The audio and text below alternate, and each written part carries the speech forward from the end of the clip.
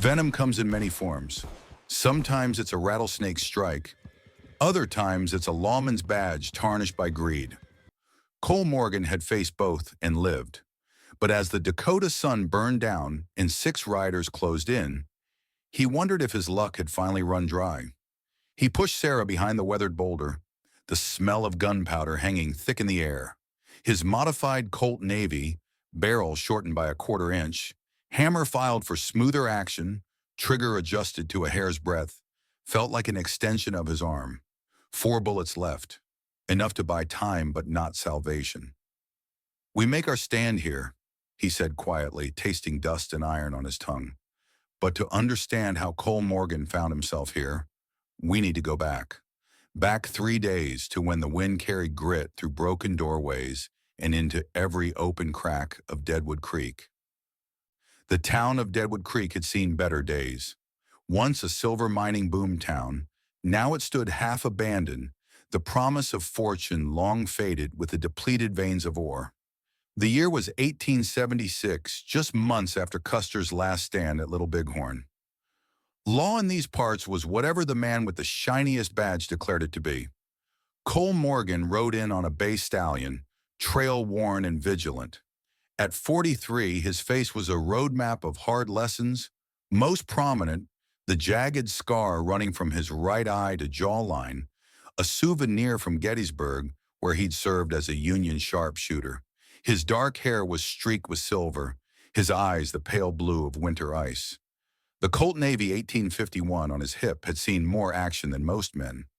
Cole had customized it meticulously, barrel trim for faster clearing, hammer spur widened for better grip in wet conditions, walnut grips worn smooth from use. The loading lever was secured with a special catch of his own design to prevent it dropping during rapid fire, a modification that had saved his life twice in Yuma. He dismounted outside Widow Blackwood's boarding house, the only establishment in town that didn't reek of whiskey and desperation. Inside, Martha Blackwood, 60-odd years of frontier life etched into her face, sized him up with practiced efficiency. $2 a night, extra half for meals, she said, not bothering with pleasantries. Cole handed over the coins without haggling, just passing through. "Aren't we all?" she replied, eyes narrowing slightly. She'd seen his type before, men with ghosts riding their shoulders. His room was sparse but clean, a narrow bed, a chair, a washstand with a cracked mirror. On the wall hung a Winchester 1873 rifle, decorative but functional. Cole noted its placement. Old habits from war never quite die. Sleep didn't come easy. It never did. When he closed his eyes, he saw Yuma, saw Scott, his younger brother by 7 years, face down on the saloon floor, blood pooling beneath him. Remembered the weight of his Colt as he'd drawn and fired 3 precise shots into the card sheet who'd killed Scott over an accused-marked deck. The law had ruled it justified, but the dead man's friends had different ideas about justice. Cole had been drifting ever since, taking work where he could find it. Ranch foreman, wagon train security, bounty hunting when money got tight. He never stayed anywhere long enough to make enemies, or friends. Just before midnight, a commotion broke his restless thoughts. A woman's muffled cry, followed by the crash of breaking glass and a man's slurred threats. Cole's instincts kicked in before conscious thought could intervene. He crossed the hall in 3 strides, following the sounds to a partially open door. Inside, Deputy Marshal Briggs, a man Cole had observed earlier draining whiskeys at the saloon, had a young woman pinned against the wall. Her blouse was torn at the shoulder, her expression a mixture of fear and defiance. "Nobody says no to me in this town," the deputy growled, breath reeking of cheap whiskey. Cole didn't hesitate. He kicked the door fully open, the bang as it hit the wall, catching the deputy off guard. Briggs turned, hand instinctively moving to his holster, but alcohol had slowed his reflexes. Cole struck with military precision, right fist to the deputy's solar plexus to expel his breath, left hand capturing the wrist reaching for the gun. then a sharp twist that resulted in a sickening crack of bone. The deputy howled as his wrist snapped. "The lady clearly isn't interested," Cole said, voice deadly calm as he delivered a final blow to the deputy's jaw that sent him crashing into the dresser. Briggs spat blood, eyes narrowing with hatred. "You goddamn fool! You just signed your own death warrant." He staggered to his feet, cradling his broken wrist. "Nobody touches a lawman in Bishopstown." After the deputy stumbled out, Cole turned to the woman. She was younger than he'd first thought, perhaps 24, with chestnut hair and eyes that held more strength than fear. He recognized Martha Blackwood's features in her face. "Sarah Blackwood," she said, pulling her torn blouse closed, "and you've just made an enemy of the wrong man in this town." Cole merely nodded. He'd figured as much. "Thank you," she added after a moment. "Most men around here know better than to cross Briggs." Cole studied her briefly. "You handle yourself well under pressure. Not your first encounter with trouble." "My father taught me to shoot and ride before I could read," Sarah replied with quiet pride. "Said a woman alone in these territories needed skills more than graces." He ran the largest horse ranch in the county before Sheriff Bishop had him killed. That explained the calluses on her hands and the way she'd maintained her composure. Not a sheltered town girl, but a frontier woman raised in the saddle. Dawn arrived with the pounding of boots on the porch and the jingle of spurs. Cole was already awake, loaded Colt beside him on the bed. He'd been expecting company.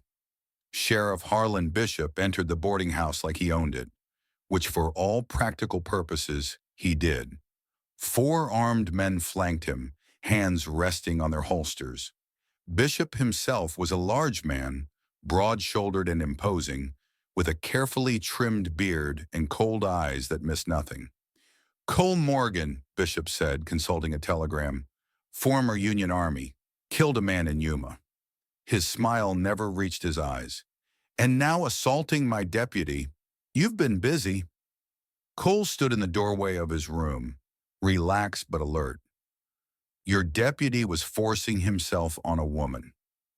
Bishop waved this away as if it were a minor inconvenience.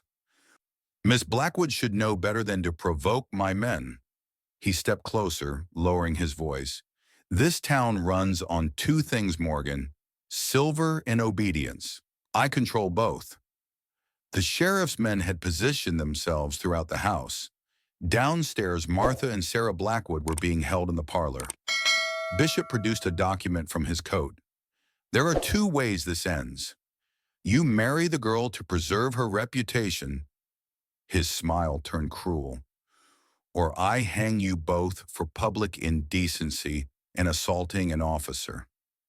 Cole's expression remained neutral, but his mind was calculating odds, exits, the position of each armed man. "You've got until sundown," Bishop continued, then grabbed Sarah's chin roughly when she was brought upstairs. "Your father died for knowing too much about my business. Seems the apple doesn't fall far from the tree." After they left, Sarah's eyes met Cole's across the hallway. No words were necessary. They both recognized a death sentence when they heard one. "I know a way out through the hills," she said simply. "My father mapped all the old mining trails before he died. We use them to move horses." Cole nodded. "Sundown's a long way off. They won't be expecting us to move before then." They slipped out through the boarding house's root cellar, while Bishop's men watched the front. Cole had saddled his bay and a paint mare from the stable, loaded his saddlebags with ammunition, and filled every canteen they could find. They were barely beyond the town limits when the first shots rang out. 2 of Bishop's men had spotted them and were giving chase. Cole wheeled his horse around, drew his Colt in one fluid motion, and fired twice. The first shot took the lead pursuer's hat clean off, causing his horse to rear in panic. The second struck the man's right shoulder, the .36 caliber ball shattering his clavicle and sending him tumbling from the saddle. "Ride!" Cole shouted to Sarah, spurring his bay forward. They headed east toward the Badlands. a maze of steep ravines, rocky outcroppings, and barren plateaus. It was harsh country, but offered cover and countless places to lose pursuers. Cole knew from experience that most lawmen preferred not to venture far from comfort. As they rode, Cole studied Sarah with new appreciation. She sat her horse with the natural balance of someone born to the saddle, knees firm against the paint sides, reins held at precisely the right tension. Her eyes constantly scanned the horizon, alert for danger, while she guided her mount around treacherous ground without apparent thought. "Your father taught you well," Cole observed when they paused to rest the horses at a sheltered overlook. Sarah nodded, her face reflecting both pride and pain. "He raised me on horseback, said I rode before I walked." She patted the paint's neck. "We bred horses that could outrun anything in the territory. Best bloodlines from Kentucky stock." Cole handed her a canteen. "Bishop seems to have a talent for convenient accusations. It's how he took control of the silver mines. Anyone who opposed him ended up dead or run out of town." She took a careful sip of water. "Why didn't you just ride out last night? You could have avoided all this." Cole's eyes narrowed slightly. It was a fair question. "I've been running a long time. Gets tiresome." What he didn't say was how something in Sarah's defiance had reminded him of Scott, or how he'd grown sick of witnessing injustice and doing nothing. Some habits die harder than others. They made camp in a narrow canyon as the sun began to set. Cole built a small fire, shielded from view by an outcropping of rock. He showed Sarah how to set up a perimeter alarm using loose stones balanced on each other that would clatter down if disturbed. "Army trick," he explained, constructing the delicate arrangement. "Saved my life at Shiloh. Confederates tried to infiltrate our position at night. This gave us 30 seconds warning, enough to turn a massacre into a fighting chance." Sarah watched him with curious eyes. "How does a Union Army man end up drifting through Dakota territory?" "War changes a man," Cole said simply, checking his Colt with practiced movements.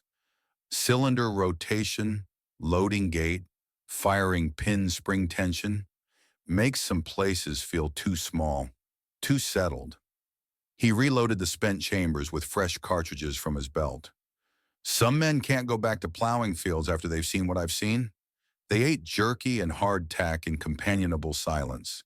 The desert night closed in around them, stars emerging in brilliant clarity. In the distance, coyotes called to each other, lonely, haunting sounds." Cole took first watch, settling against a boulder with a clear view of the approach. Sarah wrapped herself in a blanket nearby, but he could tell she wasn't sleeping. "They'll follow our trail at first light," he said quietly. "Bishop won't let this go." Sarah sat up, her face half illuminated by the dying fire. "There's an abandoned Silver Peak Mining Company station about half a day's ride east. My father used to do business with them before the silver played out. He stored supplies there sometimes when we were moving herds to Fort Laramie for Army contracts. We might find something useful." Cole nodded. It was as good a destination as any.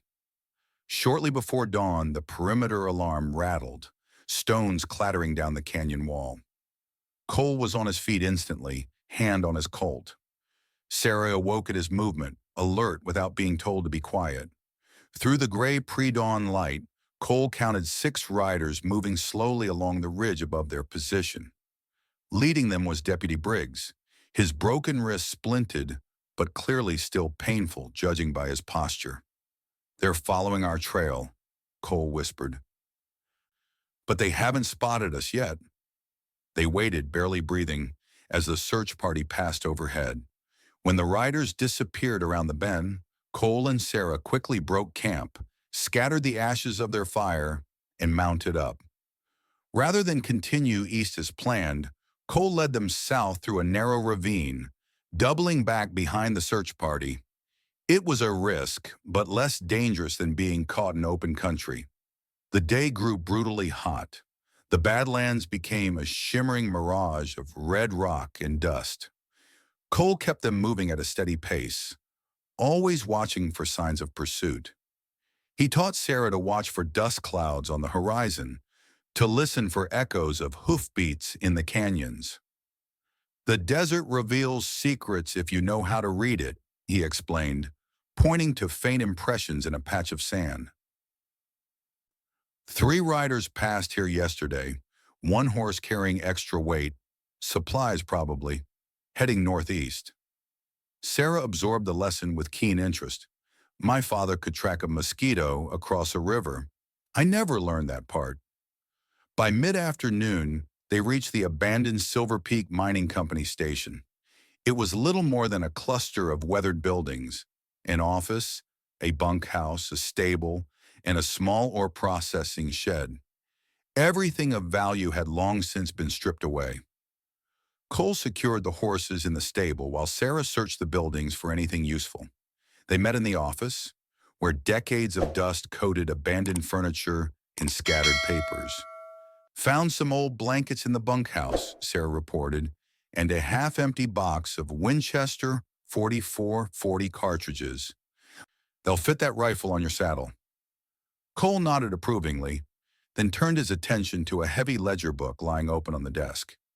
As he flipped through the pages, his expression darkened. Your father's name is here, he said, pointing to an entry, along with Bishop's. Sarah leaned over his shoulder, eyes widening as she read. The ledger detailed shipments of rifles and ammunition being diverted from Army supplies at Fort Laramie. Next to each entry was Bishop's signature and amounts paid to various officials. Here, Cole said grimly, pointing to an entry dated 3 years earlier. Blackwood operation terminated. Property acquired. Sarah's face went pale. He killed my parents for this? For guns? Cole turned another page. Not just guns. He was selling weapons to the Sioux in exchange for access to their lands for mining. While the Army was fighting them at Little Bighorn, Bishop was arming them.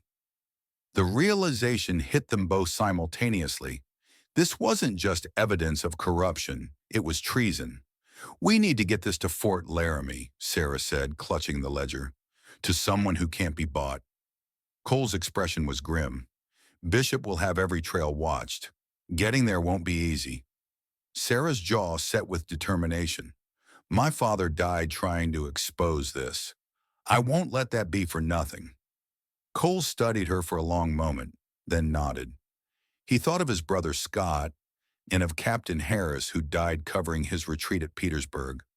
No man left behind, he'd promised Harris as the light faded from his eyes. Some debts could never be repaid, but maybe this was a start. We'll leave at nightfall, he decided. But first, let's see what else we can find. They spent the next hours searching the buildings thoroughly. In a hidden compartment beneath the floorboards of the office, they discovered more documentation of Bishop's operation, maps showing Sioux territories with mining potential, letters from Army suppliers confirming diverted shipments, and a list of officials on Bishop's payroll. As the sun began to set, Cole heard it, the distant sound of horses approaching. He motioned Sarah to silence and peered carefully through a crack in the boarded-up window. 6 riders approached slowly, rifles drawn. Deputy Briggs led them, his face twisted with pain and rage. They found us, Cole whispered. Get your horse ready. When I start shooting, ride east as fast as you can. Don't stop for anything. Sarah shook her head firmly. I'm not leaving you. This isn't a debate. No, it's not, she interrupted. My father taught me to shoot. I can help. To emphasize her point, she drew a small Remington Derringer from her boot, a 2-shot, 41 caliber pocket pistol with ornate pearl grips. This was my mother's. I've carried it since I was 16. Cole regarded her with newfound respect, then handed her the Winchester from his saddle. 2 shots, then moved to a different window. Make them think there are more of us. What followed was 15 minutes of carefully orchestrated chaos. Cole fired from the front of the office, then the side, then the rear, moving constantly, creating the illusion of multiple defenders. Sarah did the same from the bunkhouse, handling the Winchester with surprising proficiency. Between them, they drove back the first assault, wounding two of Bishop's men in the process. Under cover of darkness, they slipped out through a collapsed section of the stable wall, leading their horses quietly until they were well clear of the station before mounting up. Cole set a grueling pace through the night, pushing east toward Fort Laramie. The ledger and documents were securely wrapped and stowed in his saddlebags. If they could reach the fort, Bishop's reign would end. If they failed, they'd both hang. If they were lucky enough to make it back to town alive. Dawn found them sheltering in a narrow arroyo, exhausted but alive. They'd covered nearly 30 miles during the night ride. But Fort Laramie was still at least a day away. Cole rationed their remaining water carefully. The desert was unforgiving of mistakes. He showed Sarah how to cut into a barrel cactus for moisture and how to use a bandana to collect morning dew from rocks. "My father would have liked you," Sarah said unexpectedly as they shared a piece of jerky. "He valued competence." Cole allowed himself a rare half-smile. "High praise." "He was going to Fort Laramie the week he died," she continued, eyes distant with memory. "Said he had evidence that would bring Bishop down. He never made it past the county line." Cole nodded grimly. "Bishop's reach is long, but he's not Army. At the fort, we have a chance." They rested through the worst heat of the day, then continued their journey as the sun began its descent. The landscape gradually changed, the stark badlands giving way to rolling prairie dotted with sagebrush and scrub pine. They were less than 20 miles from the fort when disaster struck. Rounding a bend in a dry creek bed, they rode straight into an ambush. 4 of Bishop's men had somehow gotten ahead of them and were waiting with rifles ready. Cole reacted with the speed of a man whose survival had long depended on split-second decisions. He drew his Colt while simultaneously spurring his bay into a gallop, angling toward a cluster of boulders to their right. His first shot hit the closest ambusher in the chest, the man's rifle discharging harmlessly into the air as he fell. The second shot caught another attacker in the thigh, sending him sprawling. "Go!" Cole shouted to Sarah, positioning his horse to shield her from incoming fire. What happened next unfolded with terrible clarity. Sarah's horse screamed as a bullet found its flank, rearing up and throwing her hard to the ground.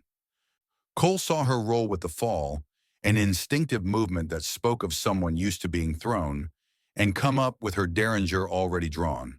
She fired both barrels in quick succession, hitting an approaching rider in the shoulder and causing his horse to bolt in panic. Then Cole's bay stumbled, not shot, but catching a hoof in a prairie dog hole. Cole kicked free of the stirrups and leapt clear as the bay went down, rolling to his feet with his Colt still in hand.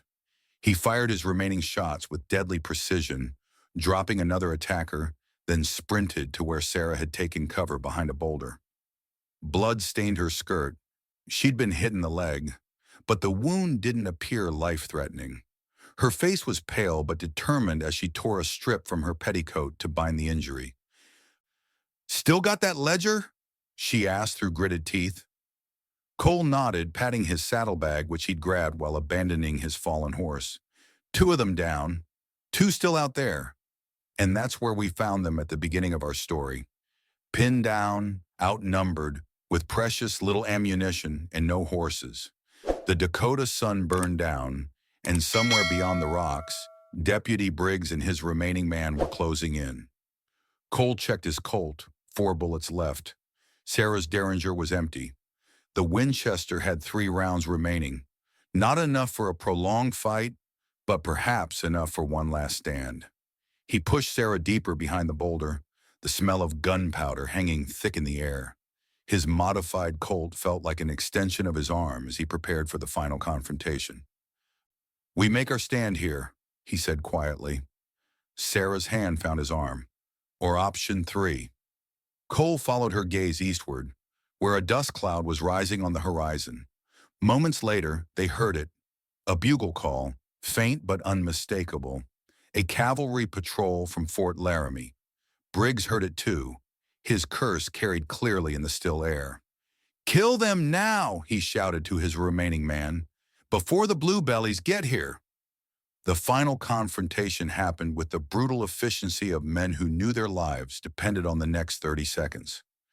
Briggs and his man charged the boulder, firing wildly. Cole waited until they were within 20 yards, then stood and fired with the cold precision that had made him one of the most feared sharpshooters in the Union Army. His first shot caught Briggs's companion in the center of his chest, dropping him instantly. Briggs fired twice in response, the bullet striking the boulder inches from Cole's head, showering him with stone fragments. Cole's second shot grazed Briggs's neck, causing him to stumble but not fall. The deputy returned fire, the bullet tearing through Cole's sleeve and grazing his arm. Cole's third shot missed as Briggs dove for cover, but his fourth found its mark as the deputy rose to fire again. The bullet struck Briggs squarely between the eyes, killing him instantly. The sudden silence was deafening. By the time the cavalry patrol reached them, it was over. The lieutenant in charge, a young man named Jenkins, with a fresh West Point commission, regarded the scene with professional detachment. "Quite a situation you found yourselves in," he observed, helping Sarah onto a spare mount as his men examined the bodies. Cole handed over the ledger and documents without preamble. "Sheriff Harlan Bishop of Deadwood Creek. Evidence of treason, corruption, and murder." Lieutenant Jenkins' eyebrows rose as he scanned the contents. "This is significant. You'll both need to come to Fort Laramie to make formal statements." The fort was an imposing presence on the Wyoming plains, military precision carved into frontier wilderness. Sarah was taken to the infirmary to have her wound properly treated, while Cole found himself in the commander's office facing Captain Ellis, the fort's executive officer. "Your timing is fortunate, Mr. Morgan," Ellis said, studying the ledger. "We've had suspicions about weapons reaching the Sioux, but couldn't trace the source." Cole pulled out a worn leather cord from around his neck, revealing a tarnished brass identification tag. "Sergeant Cole Morgan, 2nd United States Sharpshooters. I served with your father at Antietam, Captain. He was a good man." Ellis's expression changed subtly, recognition, then respect. "My father spoke of your unit, said you could hit a man at 800 yards with a Sharps rifle." "When the wind was right," Cole acknowledged. The shared military connection shifted the atmosphere in the room. They were no longer strangers, but men bound by the unspoken brotherhood of combat. "Bishop's been running his operation for years," Cole explained. "The Blackwood murder was part of it. Sarah's father discovered the weapons shipments." Ellis nodded grimly. "We'll dispatch a company to Deadwood Creek immediately. Bishop will be arrested and tried for treason." What Ellis didn't say, what didn't need saying, was that the punishment for treason was death by hanging. 3 days later, a telegram arrived from Deadwood Creek. Bishop had resisted arrest. In the ensuing gunfight, he'd been shot dead by his own deputy marshal, who'd apparently decided that cooperation with the Army offered better prospects than loyalty to a doomed man. Sarah received the news with quiet dignity in the fort's infirmary, where she was recovering well. Cole sat beside her bed, his own arm bandaged where Briggs's bullet had grazed him. "It's over," he said simply. She studied his face. "What will you do now?" It was a question Cole hadn't allowed himself to consider. For years, movement had been his only constant, always one step ahead of the past, never looking too far into the future. "There's Army land opening up for settlement near the Black Hills," he said finally. "Good water, decent grazing." Sarah's expression remained carefully neutral. "Sounds like a place a man could put down roots." Cole nodded slowly. "Maybe, if he had reason enough to stay." 6 months later, Cole Morgan stood on the porch of a newly constructed cabin overlooking a small valley. The spring thaw had transformed the landscape into rolling green pastures, where 24 head of cattle grazed alongside 7 horses. the beginning of a breeding program based on the bloodlines Sarah had salvaged from her father's ranch. The land, 160 acres under the Homestead Act, had good water and better prospects. The cabin itself was solid, built by Cole's own hands with help from 2 Army veterans he'd hired from Fort Laramie. A barn stood nearby, along with corrals and the beginnings of what would eventually become proper ranch buildings. The Colt Navy still rode on his hip. Some habits couldn't be broken, but it had been weeks since he'd needed to draw it for anything more threatening than a rattlesnake. Sarah emerged from the cabin, her limp barely noticeable now. The Army surgeon had done good work. She handed Cole a cup of coffee and stood beside him, watching the sun set behind the distant hills. "Patrol came by this morning while you were checking the north pasture," she said. "Lieutenant Jenkins said the Army approved our claim to the additional 100 acres. Cole nodded. The military valued having a former Union sharpshooter settled along a route frequently used by hostiles. It was a mutually beneficial arrangement. "Jenkins also brought news," Sarah continued. "Martha's stage arrives tomorrow. She sold the boarding house. The widow Blackwood would live in the second bedroom they'd built specifically for her, a bedroom that connected to a small sitting room where she could maintain her independence while still being part of their household, a family rebuilt from the fragments of broken ones.